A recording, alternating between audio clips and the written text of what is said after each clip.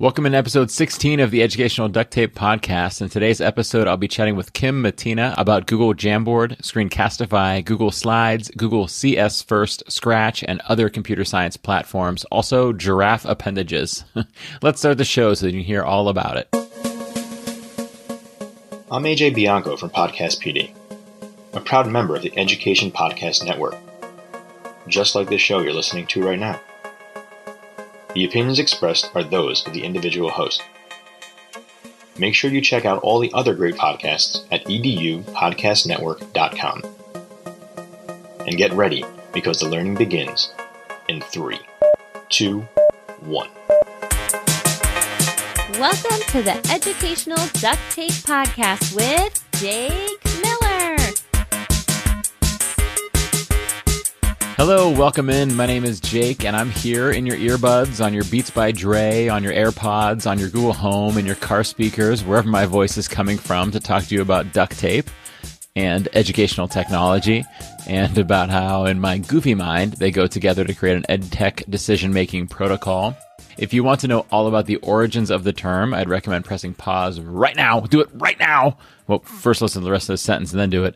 And jumping back to episode 1, where I explain how tater tot casserole and a bounce house helped create the metaphor that has now spawned 17 podcast episodes. Oh gosh, Jake. So now you can pause. And on that note, for those of you that haven't paused, let's jump into episode 17. I wonder, those people that paused, do you think that they'll come back? And now it's like, this is like Back to the Future Part 2, where like now they're back and Doc is there and McFly is there. And it's like, oh, we're back in episode 17. Let's bet on what Jake's going to talk about. We'll see if Biff is there. And seriously, Jake. Episode 17, Jake. Let's be serious. I am super excited to have Mattina with me today. She is super knowledgeable and a huge supporter of educators. I think you're going to love what she has to share. She's just a wealth of knowledge about Google and about EdTech, and she's super nice and awesome. But before Kim joins us, I've got some stuff that I'd like to chat with you about, just me and my duct taper friends. You know, the beginning of the show is my chance to talk right to the duct tapers. The middle of the show is our chance to hear from a guest, and the end of the show is my chance to hear from you. So as usual, at the end of the show today, we'll hear an Apple podcast review, some hashtag EDU duct tape tweets, and a response from on the Educational Duct Tape Flipgrid. I love hearing what you all share on each of those venues, so please do jump on there and share. And now, like I said at the beginning of the show, you get to hear from just me. So I'm going to start off with a super quick plug for GIF-a-Day. This will likely be the last time you hear me mention it this season, as the first email goes out next Tuesday. So your chance to register is almost up. And by the time you hear episode 18 on the 24th, it'll be too late for me to promote it, because GIF-a-Day starts on the 23rd. For any new listeners out there, if you register for GIF-a-Day, you'll receive one email each weekday for 28 straight weekdays, and each email will have one hashtag EDU GIF in it. That GIF, not a GIF, you can call it a GIF if you want, but you'd be wrong. That GIF teaches one skill or set of skills about a certain topic. This time around, it's Google Sheets. If you want to learn some spreadsheet party tricks, or filter data like a boss, or create a pivot table that makes the other teachers swoon, you could sign up for the Google Sheets version of GIF-a-Day at jakemiller.net/GIF-a-Day. That's GIFADAY. By the way, a bunch of people reached out to me because they were confused about how to pay to register for GIF-a-Day. I'm running my payment system through PayPal, but you don't actually have to be paying from a PayPal account. So you'll click on a button that says checkout with PayPal, and then you select your credit card if you want to, or you select your PayPal account if you want to. Where in the world is JakeMillerTech? I know some of you get that reference, and if you do, you've been loving the new Carmen Sandiego game in Google Maps. But seriously, where in the world can you see Jake Miller speak and give me the duct taper secret handshake? Well, I'm going to tell you. I will be in Streetsboro, Ohio on June 10th, Strongsville, Ohio on June 18th, and for the first time at ISTE on June 22nd and 24th. I'll be there on the 23rd, meeting people and attending sessions and stuff like that, but I'm speaking on the 22nd. 22nd and the 24th. I'm pumped to be doing some professional development for Springfield Township Schools in New Jersey in July. I'll be in Illinois as well as at TCCA in Texas, both in October. I'm crossing my fingers that I'm going to make it to Michigan in November, working on some scheduling stuff there. You can also hear me talk educational duct tape in the online Teach with Tech conference on July 23rd. I'm pumped to view some of the other presentations in that one. John Sowash, Chris Aviles, I don't know if I pronounced Chris's last name right. I'm sorry, Chris. Joe and Chris and Merrill and a bunch of other people that I'm excited to hear for the first time. You all should sign up at teachwithtechconference.com. It really looks like an awesome one. I'll also be part of the Homeschooling Teens Global Summit this June. That's another online conference. Typically, I speak to and about educational technology as it relates to students in public or private schools, but I certainly want to support any educators looking to support any learners. So Homeschooling Teen Summit is right up my alley as well, because I want to support those kiddos as well. Anyhow, I've got a busy few months coming up, and that's not all. There are some others that I haven't quite finalized that I need to share with you as well. Oh, speaking of where in the world is JakeMillerTech, you can also hear me on a recent episode of the inspiring and fun Facing Your Fears podcast from Amanda Alford and the silly and informative EduFuturists podcast from Ben Whitaker, Dan Fitzpatrick, and Stephen Hope. Ben, Dan, and Stephen cracked me up with their fun facts about duct tape.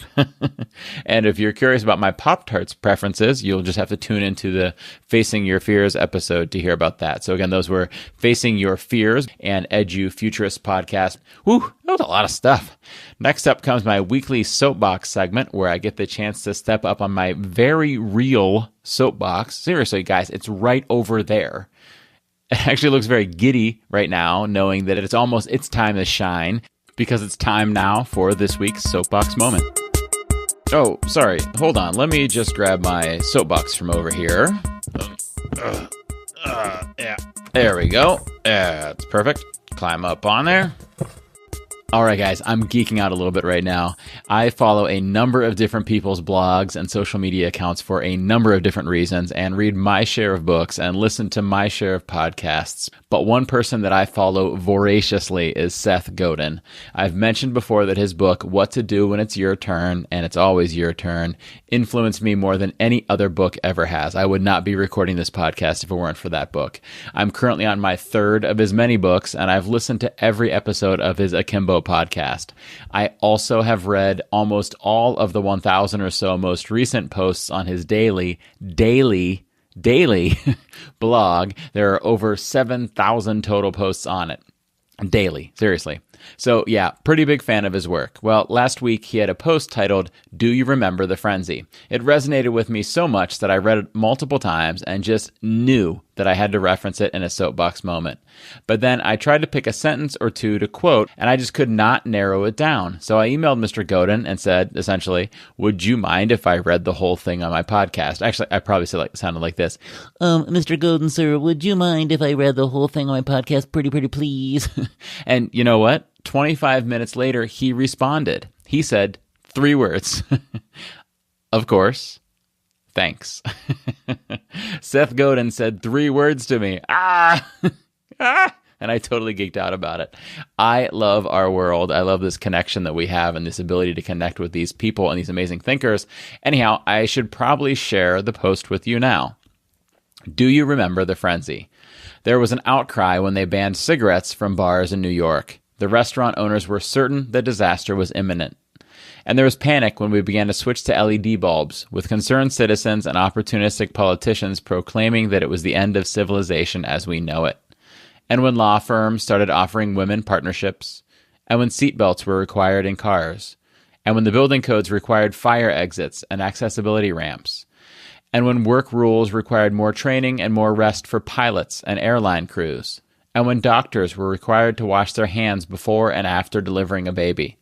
Change isn't always guaranteed to work, but change often brings the frenzy. I don't know about y'all, but I feel like he's been a fly on the wall in some faculty meetings that I've been in. He nailed it. Here's that last line again. Change isn't always guaranteed to work, but change often brings the frenzy. The word frenzy means a state or period of uncontrolled excitement or wild behavior. And as educators, the frenzy about a change is like a spectrum. positive excitement on one end and negative wild behavior at the other. And people very rarely fall in the middle. They're on one of the two polar ends there. And for most educators, it's the medical definition referenced by Merriam-Webster, a temporary madness.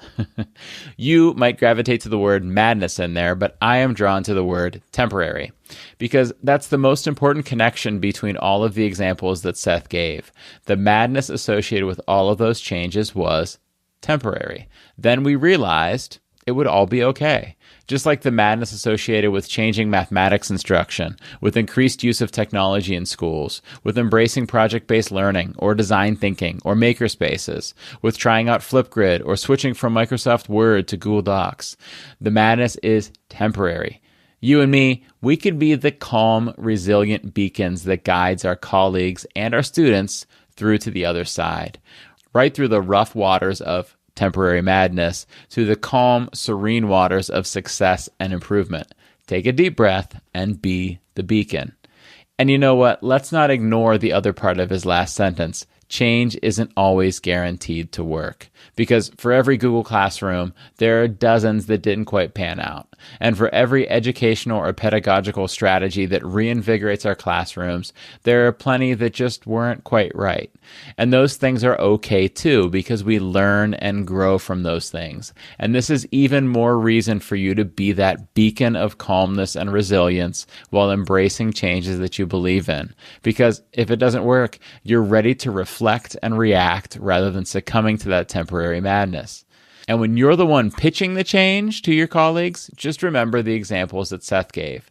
Seatbelts, fire exits, doctors washing their hands, things that are so logical and so ridiculously obvious to us now caused frenzies at the time, because change is scary. And I think that change is scary to people because changing feels like admitting that you were wrong before. But I'm going to go back to that Maya Angelou quote that we've referenced multiple times in the show, and that's that do the best you can until you know better. And then when you know better, do better. So help the people around you understand that change isn't saying you were wrong. Change is saying, I know better now, or at least I think I know better. And there's only one way to find out if you were right. And that sometimes is to try it out.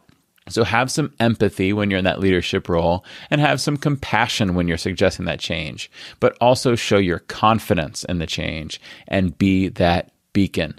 Speaking of a beacon of support for educational technology integration, let's have a chat with my friend Kim Mattina. Today's guest. All right, today's guest is Kim Mattina. Kim is a technology teacher in Galloway, New Jersey, a gold product expert in the Google for Education, CS First, and Jamboard help forums, a Google Cloud certified for G Suite, a Google certified trainer, and a Google certified educator, and a Google Educator Group Leader for New Jersey, and the founder of the Sweet Talk. As you can tell, she's very busy. You could follow Kim on Twitter at @the_tech_lady. Check out her blog at www.thetechlady-km.blogspot.com, and that'll be the show notes as well as all this other information. And check out her page, The Tech Lady Express, at sites.google.com/view/The Tech Lady Express. And again, those links will be in the show notes. How's it going today, Kim? Good. Thank you for having me on, Jake. Yeah, it's great to have you on here. I'm so excited. Yeah, me too. I was really excited that you asked me to be on today, so I appreciate it. Thank you. Yeah, it was kind of a no-brainer. I know Kim initially from the Sweet Talk, which is it's a YouTube show and a podcast, correct? Yes, I stream live with a guest on my show, and then I upload the video to the podcast host, and it becomes a podcast on Podbean, Spotify, Apple Podcasts, and Google Play Music. Well, that's just about everywhere. Once it's on Apple Podcasts, it kind of just goes everywhere, and you can find it everywhere else too that way, right? Yeah. So if you want to, check out my website, it's The Sweet Talk. So it's the SUITE talk.com. And you can subscribe to my YouTube channel and check out the newsletter and all the episodes that I've done with past guests and show notes as well.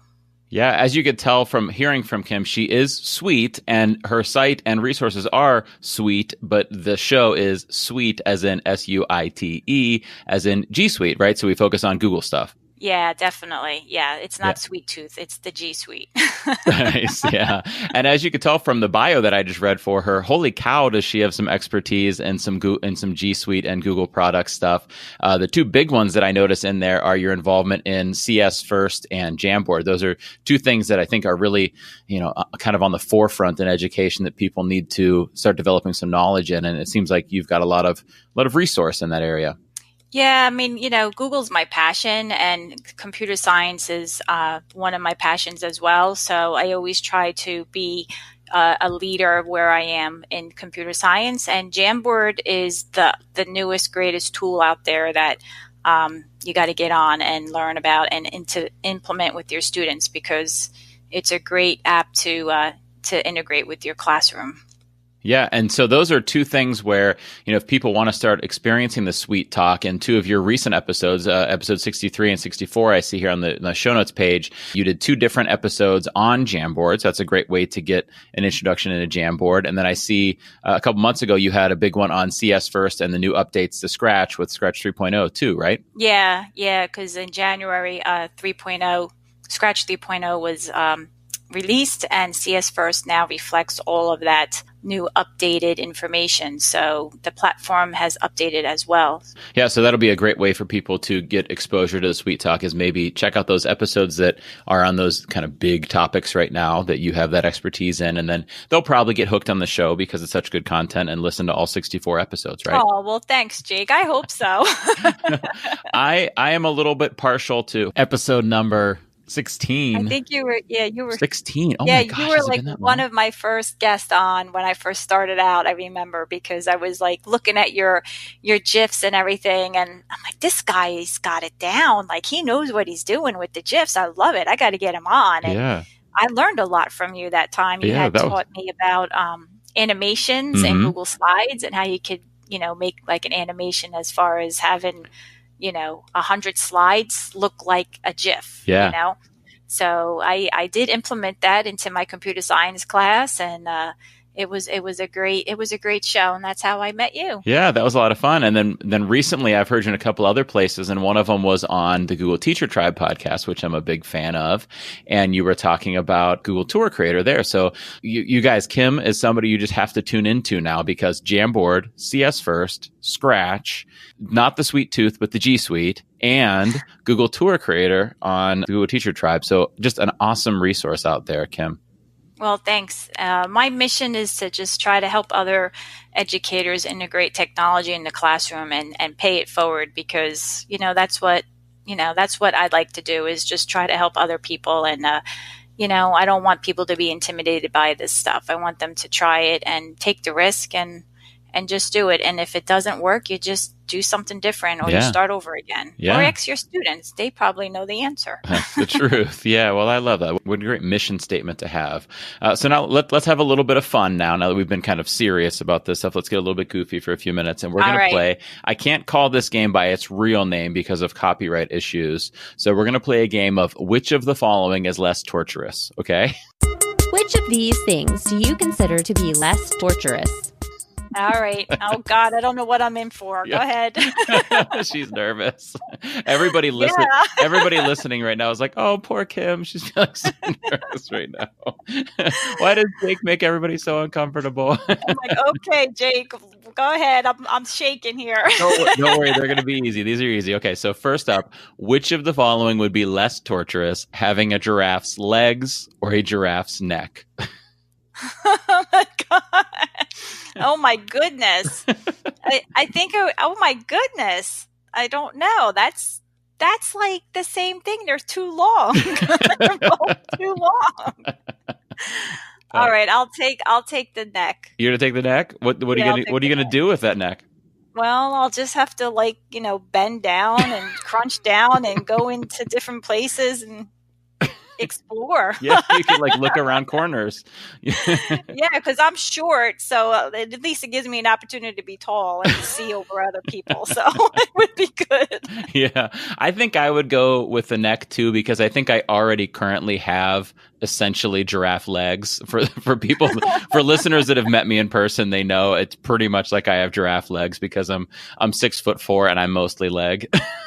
Yeah, so you don't need the leg, you need the neck. I need the neck. Plus, it'd just be a change for me, right? Now I could experience the other side. But what I'm thinking I'd use the neck for is like when I'm walking through class and I could tell the kid is off task on their computer, and that walk around behind them to look like sets them off and they change tabs or whatever. Like I'll just use my neck and just go like right around, right? I won't even have to walk.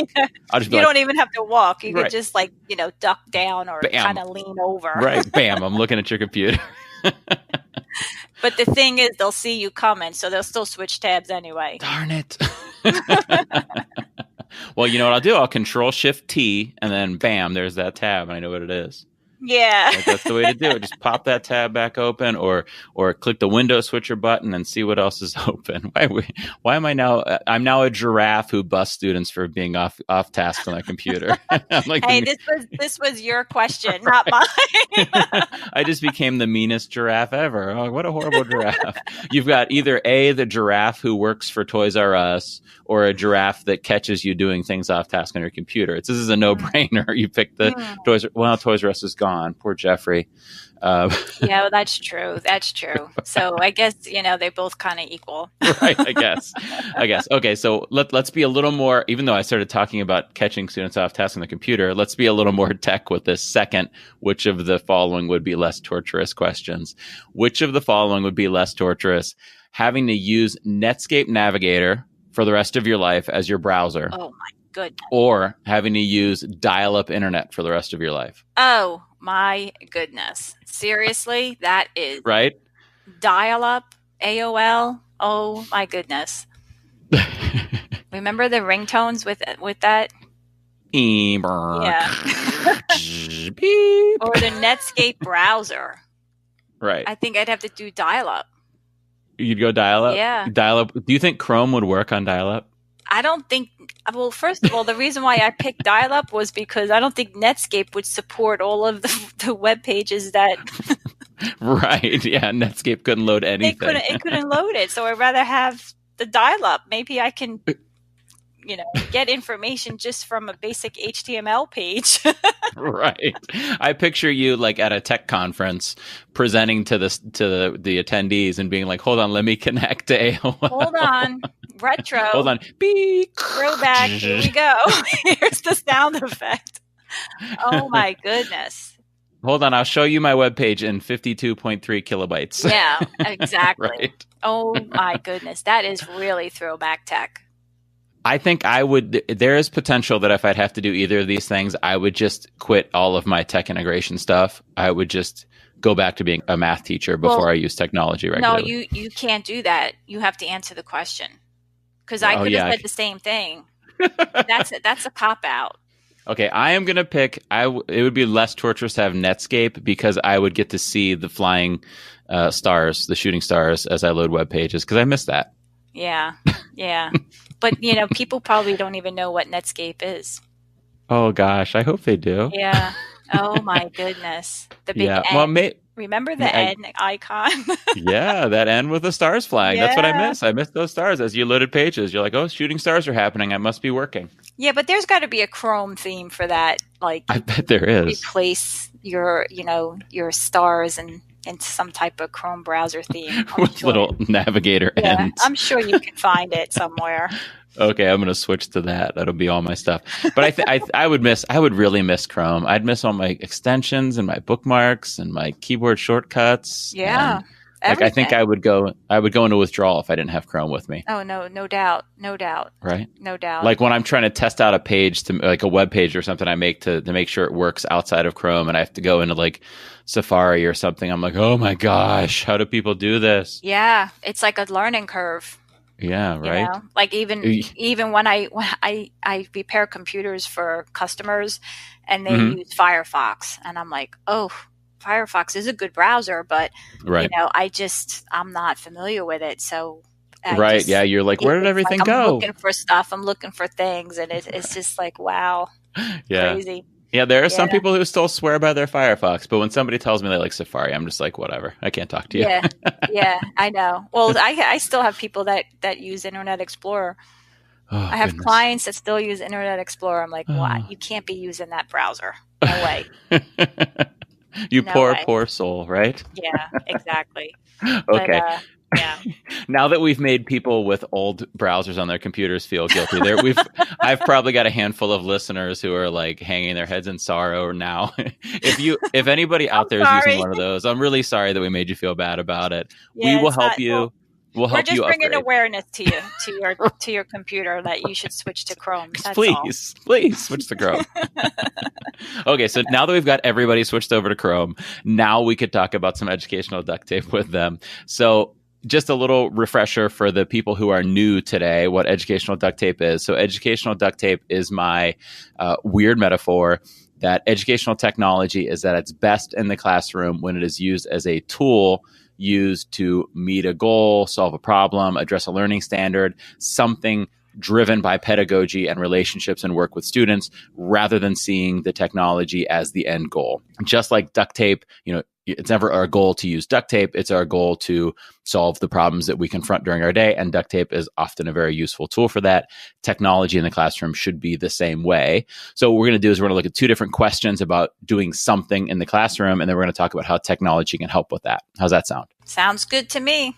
Okay, so first I'm going to ask a question here, and this is something that I have some passion for because I was a math teacher. My first, my first 8 years in the classroom was math. And that's when I went to college, I was like, I want to be a math teacher. Like I thought I was going to teach my entire career as a math teacher, but then I kind of got bit by the technology integration bug. But this is a love of mine. So I have a special place in my heart for math. So how can students show a mathematical problem solving process? For example, like let's say we're talking middle school algebra and they're solving an equation. How can they show how they solve an equation? This could obviously go for any grade level where they have to show whatever strategy they use to solve a problem. So how would you recommend to a teacher they do that? Well, I will recommend using Jamboard because Jamboard is available via the web and also an app for your iPad or your Android device. And basically, it's a big white space that you can add frames or pages to, and students can actually just have the problem right on the first frame, and they can use each frame as a step to complete the equation. It's just a big giant white space, and students can just, they can think and they can jot it down. They can erase it very easily. They can actually even change the background of a frame to graph paper, and then they can actually graph on it and show the slope of a line or whatnot. So think of it as a white piece of paper, but digital. So I would recommend using Jamboard. People can access Jamboard at jamboard.google.com. And like I said, it's a free app available at the Apple Store and the Google Play Store as well. And that's kind of what I'm preaching about, trying to get people to be more aware of Jamboard because there's so many endless possibilities of it. It's just a big giant white piece of paper. So the teacher can put the mathematical problem on the first page or the first frame, and then the students have access to it, and then they just solve the equation like as if it was in their notebook.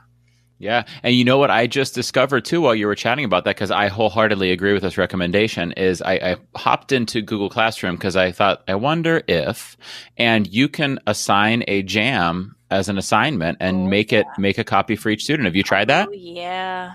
That is best because jams live in Google Drive. Right. And you can collaborate and you can share on the jam just like as if it was a Google Doc. So I can create, me as a teacher, I can create digital notes on how to solve a math problem. Say it's the Pythagorean theory. And then I can show the process in a jam and share it in Google Classroom with students as a read-only file or a view-only file, and students now have a digital copy of the notes. Mm-hmm. And to add to that, what you can do is you can add a template, and on this template, you can have your math problems on each frame. You can assign it in Google Classroom, make a copy for each student, and now each student has their own copy of the JAM with all of the equations on it. So they can solve the problems on each frame of the JAM. And you have access to it. They turn it in, and it's all digital. Love it. Yeah. Oh my gosh. It is the best. I love Jamboard. Yeah. Now, this is one of those things, too, where sometimes when you recommend this to somebody, whether it's a math teacher or any educator, and you say, oh, you could do these math problems in a JAM, they might think, well, you're really just replacing paper with technology and you're not changing the pedagogy. And to an extent, I agree with that. But I also think this is fun for kids, right? And so sometimes you could do something that's just substitution on the SAMR model, but if it makes it more exciting for the kids and gives them that little peak of interest, maybe then who cares if it's just substitution, right? Yeah, I mean, I agree with you there as well. I think also it does support, the creativity and the critical thinking piece, because Jamboard allows you to go out and look for information while you're still in the jam. So I can go and research information or figure out how to solve this problem and then come back right into my jam and then just collaborate with my peers for peer feedback, or, collaborate with my teachers. So it is kind of like a substitution. You are substituting your notebook for a jam, but then, the collaboration piece in Google Classroom, peer feedback, teacher feedback brings it up to the next level of the SMART model. But I think Jamboard, in my opinion, supports the 4 C's of education. I really think it allows students to use their creativity, even if they're solving a mathematical question and showing their work. They may take a little bit more pride in what they're showing because they're using a different tool. And, they may explore how to use different options in the tool to express their answer. Right. So I think that, at least exposing the students to Jamboard using math would be, a big step in the right direction. Right. Yeah. So you've kind of got 2 things going on there. And what you said, one is that, number one, it's possible that the way you use it could actually be more than substitution, because by being able to have access to the internet or to add pictures into what they're doing and things like that, you're therefore at least augmenting what they would have normally done on paper, if not more than that. And the second thing you're saying here is sometimes it might just be substitution, but you're developing the kids' technology skills in the process. And that's a win for the kids. You're giving them that kind of, like, I like to call it, like, technological dexterity, right? They now have the ability to go one more direction with their technology. They have one more thing that's kind of in their toolbox, so to speak. Right. Yeah. Another option to use if they wanted to use Jamboard. Yeah. So you're giving them a competency, so to speak. Yeah. And then also too, I mean, there's that share button in there, just like in any Google Doc or Google Slideshow or anything. So then therefore, immediately, as soon as you start sharing it and either collaborating on it or getting feedback from students or anything like that, then it's much more than what you could do on a piece of paper, right? Exactly. Yeah. I mean, then you bring in the redefinition right. level of it. Plus, what's nice about it too is, if they do solve the problem on a piece of paper, they can take a picture of their work on a piece of paper and insert the picture into the jam. Yeah. And then they can support their their assignment through their screenshot and or add to it. So, I'm not saying that to replace the paper, but if you want to go all digital, then, you can actually have the kids take a screenshot of their work, put it in the jam, and then have them add to it, support more information to it, and then turn it in Google Classroom. Yeah, I agree. And then they can annotate those things they did too. So that could be a great place to reflect or to grade or to give feedback or things like that, where they take work they did on paper and they can kind of, annotate right over it in Jamboard. That's awesome. Yeah, exactly. And it becomes a digital notebook. Yep. They, at that point, they can download their jam as a PDF file. It becomes a digital copy. They can actually, share their jam with their peers. they can actually download their jam as an image. Mm-hmm. So if they have, like 5 frames, which Mm-hmm. are pages and jams, they can actually download like frame number 2 Mm-hmm. as an image. And then if they had to do anything with that, they can, Mm-hmm. they can annotate on that, or they can just, ask the teacher a question about that specific frame. Yep. So they can emphasize different things on their jam using the tools in Jamboard. Yeah. And so not only can they download a frame as an image, they can download the whole thing as a PDF, like a multi-page PDF. And Yeah. I'm excited for when Google gives us the ability to embed a jam into a Google site. I'm sure it's coming at some point in time. For now, you could put a link to the jam there, but you could have the students download it as a PDF. And if they have, say, a learning portfolio of some sort, they could then embed the PDF of the jam onto their site. So then not only is it a notebook, but then they're able to see their growth throughout a school year or a class or their whole educational career. Yeah, exactly. I agree. Yeah. I mean, Jamboard is new, so I know there's a lot of, a lot of growing with it, but, Right. It has a lot of possibilities. And I would definitely encourage math teachers at all grade levels to try it Mm-hmm. and have your students solve problems. Or even, if you're in elementary school, you can have the kids sort on it, Mm-hmm. Anything. It's just a big wide open space that you can use your creativity to make it to what you want it to be. Yep. And now that they have that ability to assign them in Google Classroom, they can make those card sorts or whatever it might be and send them out to the students to do those things right there in Jamboard. And so we talked about Jamboard about 2 months ago on the show with Craig Scheel, who also has one in his school.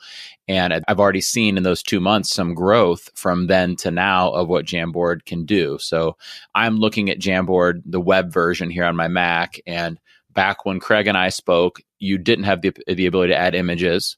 And now you do. Yeah, that update just came out a few weeks ago. Right. And so I think the physical Jamboard software has improved in those 2 months, and the apps have improved in those 2 months, and the web version has improved. So we're seeing it continue to grow. So it's definitely something that teachers want to become aware of for sure. Exactly. And just to add to that, like, you don't need the Jamboard kiosk hardware to use Jamboard. Right. You can access Jamboard via the web at jamboard.google.com on any computer that gets, that has internet access, or on your mobile device. Just go to the App Store and download Jamboard. It's free. So just keep that in mind. Yeah. Now, does it work on Netscape Navigator? Do you know? Yeah, right. It probably does. Right, just not very well. I don't know. We'd have to test that. Somebody out there, one of the duct tapers out there, please test that for us. I might have to wear my, my giraffe neck Right. and look over As they're doing that. if it'll connect to it. Well, I think that Jamboard kind of is a perfect answer for this. And also to kick it up a notch, although we've already kicked it up multiple notches, you could have the kids screen record while they're using Jamboard. Like, so use Screencastify and record what they're doing. So then also they can explain what they're doing, which is like, wow, that's much more than substitution now. Yeah. And that kind of leads into what I was actually going to share as my answer, even though I think Jamboard is a fantastic answer. One other option for resolving this question we had here, which is how students can show their mathematical problem-solving process, is to use Screencastify. You could just use it with something like Jamboard or anything that's a white space. Another option is to use tab recording in Screencastify, because in tab recording, you have drawing tools.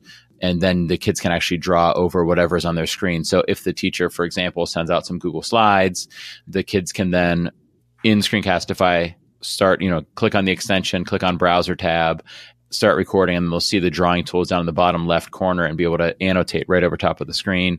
But to me, I think maybe Jamboard might be the way to go. And then if you want to record it, you can with Screencastify too, and not even use those drawing tools, right? Yeah, exactly. Yeah, I mean, you can do a combination of both, because the Screencastify will allow the students to replay. Like, Right. if you're recording your lesson, the Screencastify will allow the students to replay and pause it and go back to it as many times as needed. And then it also allows the student, as the student perspective, to, like you said, explain the process of how to solve the equation. So they, they're speaking it, they're doing it, and they're explaining it and showing it. So, it's they're comprehending it. So, Yep. A combination of both really you can do, or either one. Right. Yeah. One little kind of word to the wise, something that I discovered recently is when you are recording in browser tab mode and you go to present full screen, then you'll lose those drawing tools. The drawing tools don't persist in full screen mode when you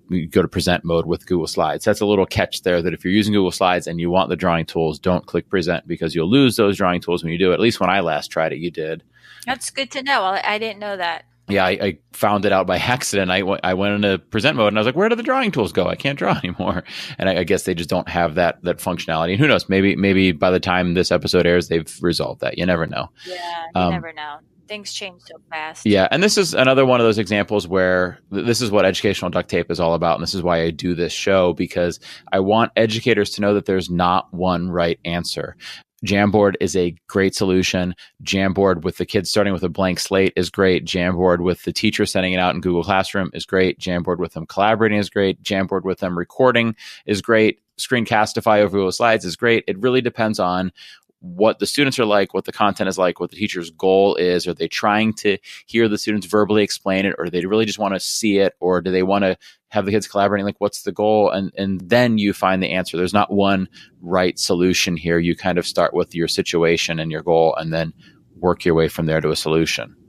Yeah, definitely. I agree. And I'm glad you said that, because everybody has their own workflow and comfort level. So you have to do what you feel comfortable with in your time frame and with the students that you teach. Right. And if a teacher is in a Microsoft for Education school, like I'm not an expert in Microsoft's education tools right now, but maybe this is all moot, but it still gives you an idea of what the possible ways to attack this are. And it doesn't mean you're giving your kids a lesser experience or anything like that. It just means you're using a different tool, and you could find different ways to leverage it for student success. I don't think it matters that much what tool you're using. It's really about what you're doing for kids. Exactly. Yeah. I agree. Yep. Yep.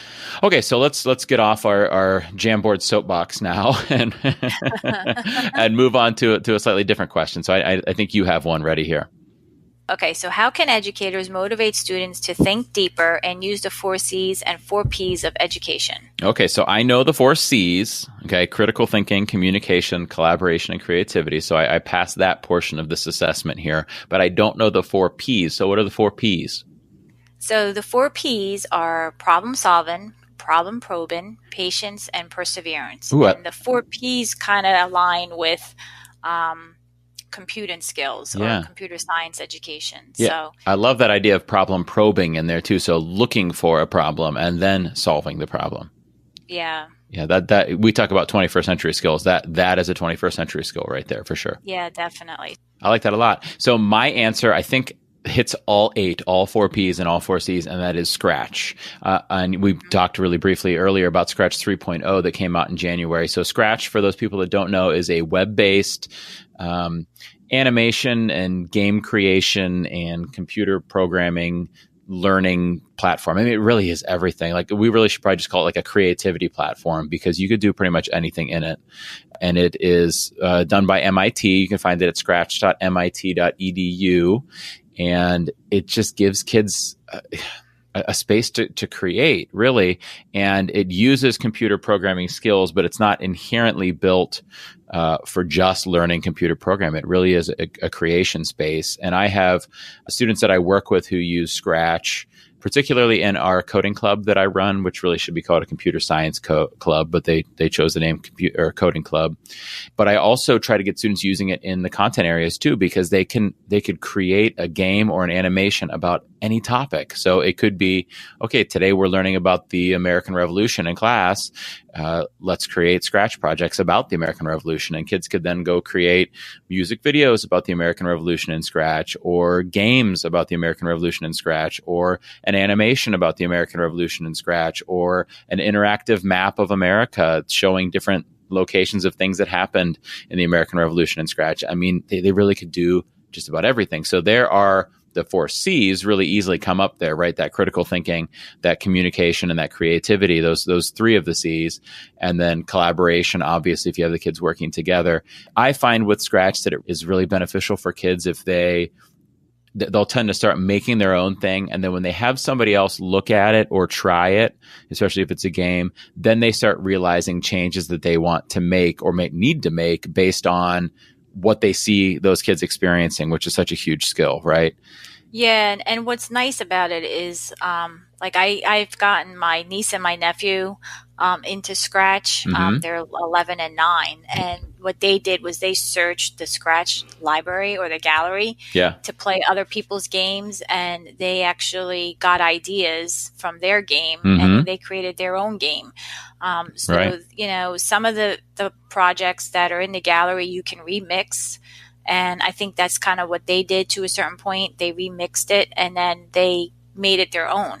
And, you know, it's nice to see them able to do this without any supervision. They took it upon themselves to enhance what they experienced from the first game, make it their own, figure out what was wrong with it, what needed to be fixed. And they really ran with it. And they were actually on my show back in December during Computer Science Education Week, showcasing what they did in Scratch. Oh, cool. Yeah. So, I mean, it really, and Scratch isn't just K-8, you know, you can use it all the way up to K-12, you know, because people, you know, students learn on different levels. But just to note also, Scratch is a block-based coding editor as well. So if your students get comfortable with Scratch and block-based coding, then they need to be challenged with text-based coding using, you know, Python or microbits. Microbit has a block-based coding interface and a Python coding interface as well, or text-based coding interface. So you're going to want to, you know, jump up to the next level. But there's so many resources out there for computer science. Even code.org has a lot of resources for teachers and students to jump on and learn, you know, computer science concepts. So tell me more about, you mentioned microbits in there. Will you kind of cover what a microbit is? Because I've seen them advertised, but I have not had a chance to play with one myself yet. Oh, boy. Okay. So a microbit is a board that has multiple sensors on it. So it can sense like temperature. It has a Bluetooth sensor, and it has 2 input buttons and 25 LED output lights. So microbit is web-based application that you can code with on makecode.com, I think. And you can program on the computer. So you program in the simulator on the computer. And once you get it all working on the computer, you can download the code to the board. So you can actually see the output on the simulator, which is on the computer, and you can download it to the board. And the possibilities are endless what they can do with microbit, because you can add different pieces to it, and you can use it to send radio signals to other microbit boards. You can use it to detect temperature. You can use it to detect devices, different devices with Bluetooth. It really is a great little piece of hardware, and it has a lot of opportunity to grow with. You can buy different parts to it. It also comes with a speaker, so you can connect alligator clips to the microbit and then connect it to the speaker. So now the kids are learning about circuitry. Right. And they're producing output to the speaker. And also it comes with like a servo motor. Really, I'm learning it as well. Like, this is my first year teaching with it, and I'm learning a whole bunch about it. It really is a great tool. And the kids, like, I find, and anytime I'm teaching computer science, I feel like the kids are just engaged in the activity that they're doing, you know, because they're collaborating with each other. They're thinking, they're talking out loud, they're looking for the problems, they're celebrating their success because their program worked successfully. I really find, you know, a lot of that going on in my class. So, I mean, that's why I think computer science should be one of the big players in education. And it's coming there, but we still have a lot of work to do. Yeah, I've been watching the work of the group at code.org and their push to get computer science education in more classrooms, and it's so exciting to see the progress they're making. But it's got to be faster. Like, we've got to expose kids to this stuff. It's so great, so good for them. I mean, and it's just like, I also do robotics. So I teach robotics club, which with Lego EV3 Mindstorms, and we use Lego's block-based code and editor. And it's the same concepts that you're teaching them, loop-in and variables and functions and things like that. It's just a different interface, and it's the same skills. You're just using a different tool. So, it's just really exposing them at my level. I'm at the middle school, so that when they get to the high school, they can take those classes and then hopefully pursue that track. Yeah. And so the difference between, I do Lego EV3s with students at my school as well, and I absolutely love them and recommend it to all schools. But the big difference between Lego EV3s and microbits is a Lego EV3 kit is going to cost you $350 or something like that. That's an estimate, and it's worth every dollar.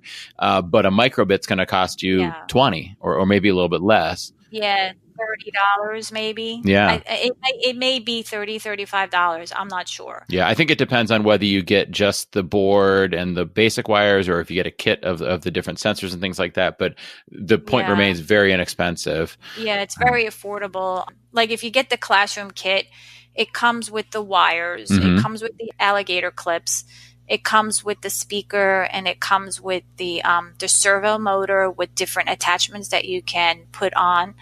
And it comes with the USB cable that you need to plug into the computer to the board. Yeah. You are getting a lot. Yeah. And it's and I'll tell you what, I just did a lesson the other day on it, and the kids did radio signals. So they had to broadcast a message from their microbit to their friend's microbit, and they were really like engaged. Yeah. Not all of them got it, but the kids that got it, they were like excited about it. So, you just do it, you just do it. So am I out of my comfort zone? I'm not out of my comfort zone, but if I tell the kids, hey, listen, I'm learning as we do this as well. Yeah. So, I don't know everything about make code and microbit, but I'm learning. So I told them, like, when I did this, when I created this unit for you guys, I had to do the same thing that you're doing, and it didn't work the first time, and that's okay. But eventually I got it working. Yeah. And that's a great model for your kids, right? Yeah, exactly. You have to be a role model, and that's part of, having patience and perseverance. So, you have to be that way and show the kids that you're not, superhuman. You're really a person that does make mistakes and needs to rethink and go about a different, method of trying things. Right. And there's those 4 Ps, right, that you were talking about. Exactly. And I think this is why computer science education needs to be in more schools, more widely available. Not because I think all kids need to know computer science, because not every career requires coding or robotics or any of those things.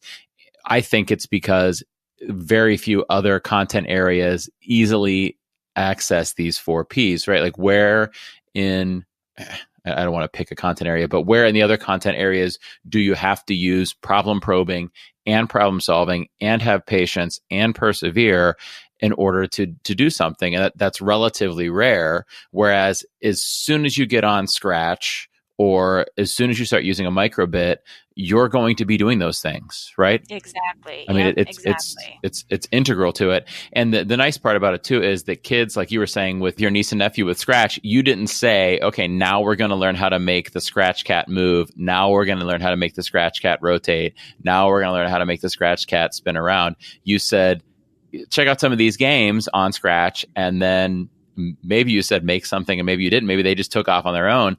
And because they were self-directed and had some voice and choice in what they were doing, they inherently had that patience and perseverance. And because they were driven to achieve whatever it was they had selected, they were actively seeking out problems in what they were making and actively attempting to problem solve them. And then obviously using those 4 Cs, because they're creating games and things like that they want other people to see and be engaged in. And so you're right. Computer science, Scratch, microbit, all of these things are great ways to tap into those 4 Cs and 4 Ps. And how good for students is that? I mean, it's amazing for them. Yeah, it definitely is, and it just opens up a whole new world for them, you know.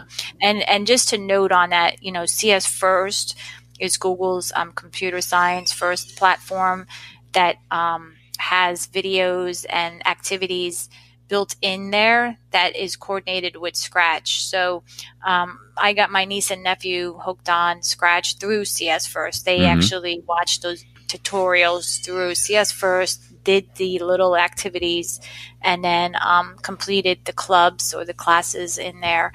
And then they decided, okay, I'm done with CS First now. I'm going to just use Scratch. And that's what they did. Yeah. What a great way that Google has kind of made for students to I think it's more for teachers than it is for students, because if you're a teacher that goes, okay, Jake and Kim have convinced me I want my kids to get exposed to computer science, but I don't know the first thing about what to do. First of all, the first thing to do is try it out yourself, like you said.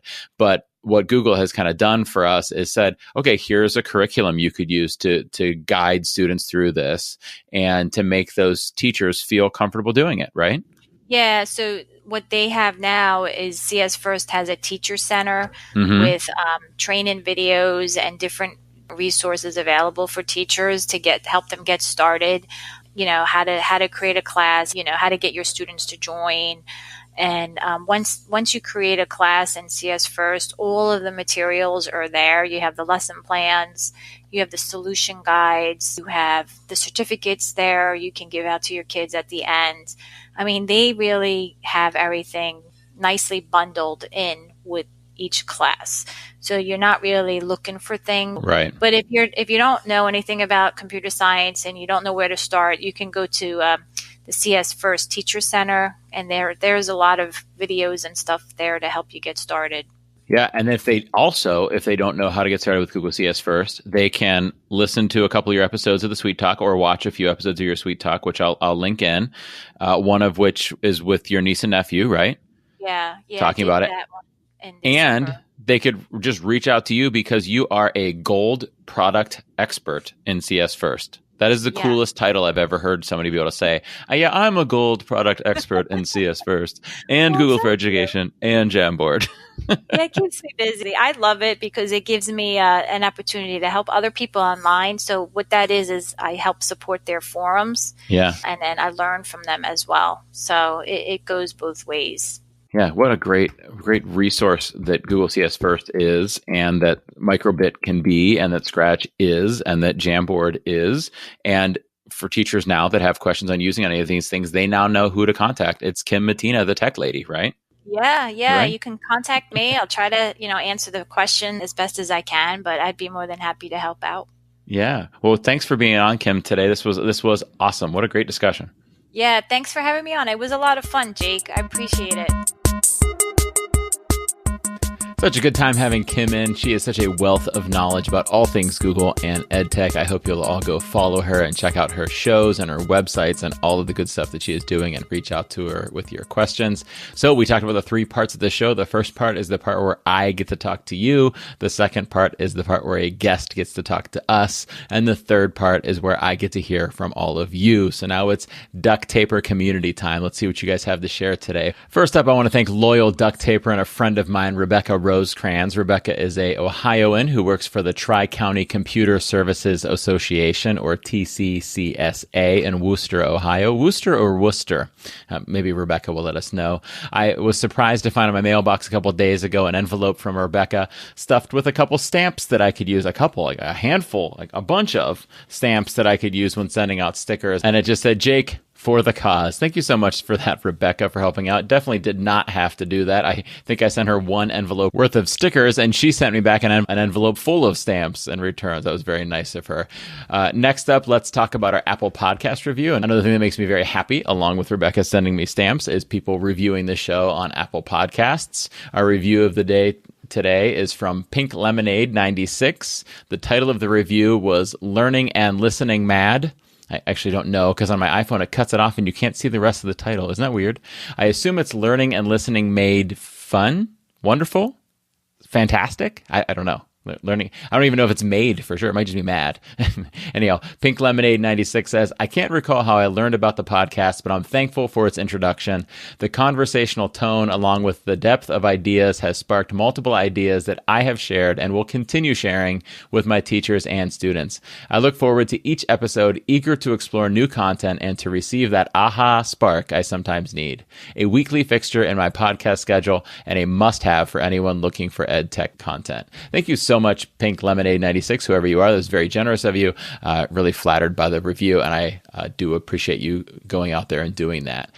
Next up are hashtag EDU duct tape tweets of the week. At Just Start Tech, Nathan said, just signed up for TWT Con 2019. That's the Teach with Tech online conference. After hearing about it from at JakeMillerTech on hashtag EDU duct tape, episode 16. Also had a childhood memory sparked with his mention of the show Blossom. Might have to see if it is available to watch for free. He also shared a Joey Lawrence GIF and tagged the Joey Lawrence. I wonder if Joey listens to the Educational Duct Tape podcast. Do you guys think he does? I still have an opening for official 90s TV star of the Educational Duct Tape podcast. Maybe you'd be interested. Hit me up, Joey. More importantly, sorry, Joey, but this is more important, though, is Nathan's registration in the Teach with Tech conference. You should all go on and register. There's a link in the show notes. Next up, at Allie McCutch, Allison tweeted, as usual, a picture of the beautiful scenery on her run when she listened to last week's episode. Allison and her California running trails are making me incredibly jealous. I think that you should all send me pics of your listening spots, even if it's the driver's seat of a Volvo or a beat-up treadmill in your basement. I want to see where you're listening. Hashtag EDU duct tape. Send them along. Next, at Ms. Brandy New, Brandy said, thanks to at the STEMazing Pro for teaching me the term tactical serendipity this summer. I had never heard of that. It's what I think of every time at JakeMillerTech mentions adjacent possible on hashtag EDU duct tape podcast, and every time I connect people or share something. I checked out tactical serendipity after seeing this. Interesting stuff. This is Jake talking now. So thank you for that, Brandy. I checked out tactical serendipity after seeing this. It's interesting stuff. Definitely goes in the same column as adjacent possible. So thank you for sharing this connection. I'll put a link to an article about it in the show notes so everybody else can learn about tactical serendipity and how it relates to the adjacent possible. Next, at Mr. Oris Tech, Alex said, love this quote from hashtag EDU duct tape episode 16 and using Siri to take notes for me, but someone's got to teach Siri how to dictate hashtag Canadians names. For the record, Alex said Canadian this time, not me. Alex shared a screenshot of what Siri got when he was trying to take notes while listening to the episode. The best part of the notes is it recording Jen Giffen as Jan GIF quotation mark. GIF, GIF in capital letters. So at least it was a hard G in GIF. So at least Siri pronounces GIF the good way. Maybe not the right way, the good way. Next, at Lissa Brunnan says, great advice from at JakeMillerTech on last week's hashtag EDU duct tape soapbox moment on my personal favorite, hashtag adjacent possible.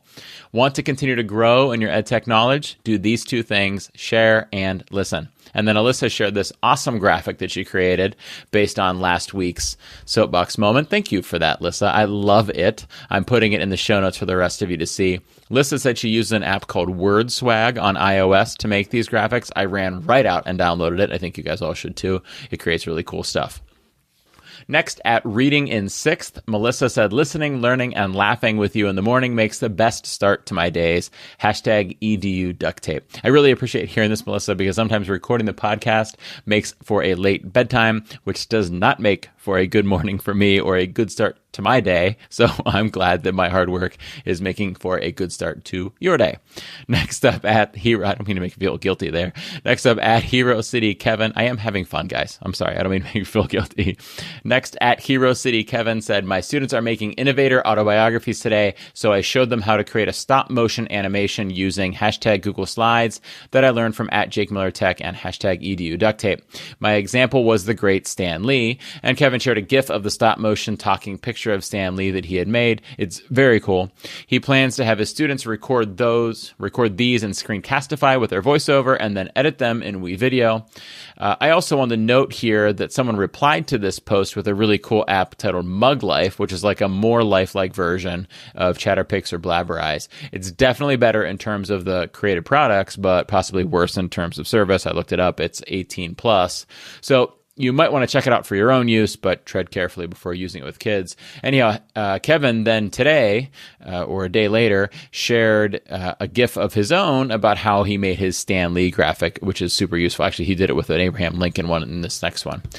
Next up, at Drop Step Dunk Matt says, not at Drop Step Dunk Matt. His handle is at Drop Step Dunk, and his name is Matt. Said, I don't always get stuck in traffic. I should say it like the Dos Equis guy. I don't always get stuck in traffic, but when I do, I listen to at JakeMillerTech and the hashtag EDU Duct Tape podcast. See, Matt is following Allison's lead and showing where he's listening. I love it, Matt. His orange construction barrels, however, don't quite rival Allison's nature scene, but it's still fun, Matt. I appreciate it. Matt kicked it up a notch a few hours later with this one. Hashtag what I listen to while mowing, aka the hashtag mowercast, happened to be the second segment of at virtual GIF on hashtag edu duct tape on my favorite topic of hashtag graphic design in the classroom. Bonus points for Corel Draw and fellow five-starer at Sean J. Fahey getting mentioned. Hashtag design in edu. And then he included a picture of his mower. Thanks for this, Matt. A mower and some construction codes. But I am enjoying it. Keep them coming, man. Next, at Kiefer SJ, Sarah's getting in on the Act 2 and said, taking advantage of soccer practice over the last few weeks, time to listen to hashtag EDU Duct Tape by at JakeMillerTech, hashtag ShakeUpLearning by at ShakeUpLearning, hashtag GTT Tribe by at JMattMiller and at ShakeUpLearning, and Teachonomy Talks by at CPool27. Lots of learning going on. Now we need a picture, Sarah. We want to know where are the duct tapers tuning in from, guys. Keep showing us and telling us about where you're listening to the show, as long as it's not creepy, but preferably it's funny or beautiful like Allison's California running settings. And finally, at Mad Craig, which is not a person named Craig who's mad. I've found that it's a very nice woman named Madeline whose last name appears to be Craig, so I'm apologize that early in the season I called you Mad Craig. It's what your handle is, though. Says, at JakeMillerTech, I'm still laughing over your comments about whether at Sean J. Fahey is fine or not fine or just an amazing educator or handsome or... And of course, love your hashtag EDU Duct Tape podcast. Thank you for the stickers for hashtag TeachProf19 in June. Thanks, Madeline. And yes, I had to laugh at myself for that little slip there. Sean hasn't mentioned it yet. I wonder if he's offended that I backpedaled after calling him fine. Also note that Madeline got some stickers to pass out at a conference. Request yours at jakemiller.net/send me stickers. Our new hashtag EDU Duct Tape tweeps of the month are at DIGI Adams, at Educator Pink, at Eric G. Grabow, I think it's Grabow, at Eric Grabow, at J. Martinez 727, and at Katie F. Welcome to the Duct Taper community. We broke 250 duct tapers on Twitter this week, guys. It's fun to see you. I hope we keep getting new tweeps out there in the hashtag EDU Duct Tape community. Now, finally, to wrap it up, is our Flipgrid submission from the week, which comes from Andrew Welch, which is at TeachTwit92. Let's check out what Andrew has to share. Hi, I'm Andrew. I'm a middle school science teacher from the UK, but I'm teaching in an international middle school in Italy. At the moment, my Twitter handle is TeachTwit92. I'm really appreciating the podcast. It's got me excited about lots of things to try out. I want to say I've been able to implement some things straight away, but still using the duct tape manner of solving problems. After the podcast where Doc Appender was suggested, it made me think of how my Senko is always sending out emails asking for feedback about how different students are doing. And I thought it would be useful for them if they could send out a form and it would give feedback in an organized way rather than having to get an email and copy and paste it into a document, which could be difficult. And it would do it in a nice way that could show how the comments have changed over time. Thank you for that, Andrew. It's so cool hearing that somebody overseas is listening to the show. It's nice having a little accent on the show as well, aside from those Canadian accents that we had for a couple weeks there. Very cool story about how you guys are using Doc Appender for feedback. I hope Kim Polishuga is listening and hears about that. She's probably very proud to have shared that because that was a new idea for me too. So I'm glad that it's working for you, Andrew. Thank you so much for sharing about it. So that does it for today. Please remember to go to jakemiller.net/GIF-a-Day if you'd like to register for GIF-a-Day. Please remember to go to flipgrid.com/edu duct tape if you'd like to hear your voice on the show, just like Andrew just heard his voice. Please remember to go to jakemiller.net/send me stickers in case you want some podcast stickers to pass out at a conference or EdCamp, or just put on your computer and give it to some friends. Please sign up for my newsletter if you want updates on everything that's going on. It is at jakemiller.net/newsletter. Please look out for me at upcoming events such as the ones in Streetsboro and Strongsville, Ohio, and at ISTE coming soon. Please consider registering for the Teach with Tech conference at teachwithtechconference.com, or if you're in the homeschooling tribe, go to homeschooling-summit.com and register for that global summit where you'll also see an interview with me. And if you'd like to book me for one of your upcoming events, you go to jakemiller.net/speaking. Thank you, everybody, so much. Have a great week. I will see you next week.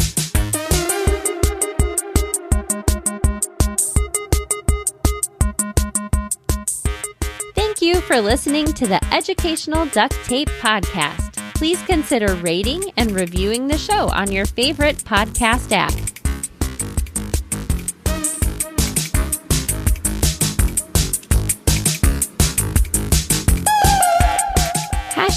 #EduDuctTape.